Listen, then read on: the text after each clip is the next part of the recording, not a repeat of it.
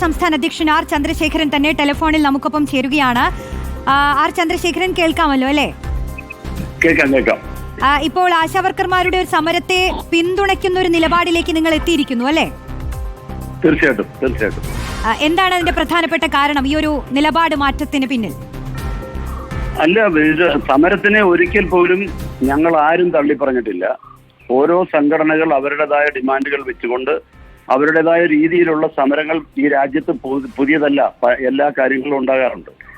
നമ്മളിതിനെടുത്ത നിലപാട് കേന്ദ്ര trade union സംഘടനകൾ, ഏതാണ്ട് 12 കേന്ദ്ര ട്രേഡ് യൂണിയൻ സംഘടനകൾ കഴിഞ്ഞ 12 വർഷത്തിലേറെയായി കേന്ദ്ര ഗവൺമെന്റ് നരേന്ദ്രമോദി സർക്കാർ വന്നതിന് ശേഷവും അതിന് തൊട്ടു മുമ്പും നമ്മൾ ഈ രാജ്യത്ത് ആകമാനം തൊഴിലാളികളുടെ ആവശ്യങ്ങൾ ഉയർത്തി കൊടുത്തിട്ടുള്ള ഡിമാൻഡുകളിൽ INTUC ഉറച്ചു നിൽക്കുകയാണ്.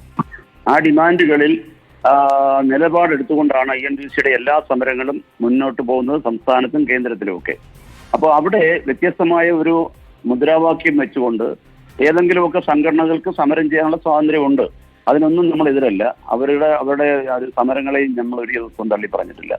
ഇപ്പോഴ് നമ്മളിങ്ങനെ ഒരു നിലപാട് എടുക്കുന്നതിന് പ്രധാനപ്പെട്ട ഒരു കാരണം, കേരളത്തിലെ ഇന്ത്യൻ നാഷണൽ കോൺഗ്രസിന്റെ നേതാക്കന്മാർ, കേന്ദ്ര നേതാവായ ശ്രീ KC വേണുഗോപാൽ അടക്കം ഈ സമരത്തിന് സർവാത്മന ശരി, എന്തായാലും പിന്തുണയ്ക്കാനുള്ള ഒരു തീരുമാനത്തിലേക്ക് ഇപ്പോൾ എത്തിയിരിക്കുന്നു എന്നുള്ള നിലപാട് തന്നെയാണ് ആർ ചന്ദ്രശേഖരൻ നമ്മളോട് പങ്കുവച്ചത്. സമയക്കുറവ് മൂലം ഒന്ന് ഇടപെടുകയാണ്. നന്ദി ഈ ഘട്ടത്തിൽ പ്രതികരിച്ചതിന്.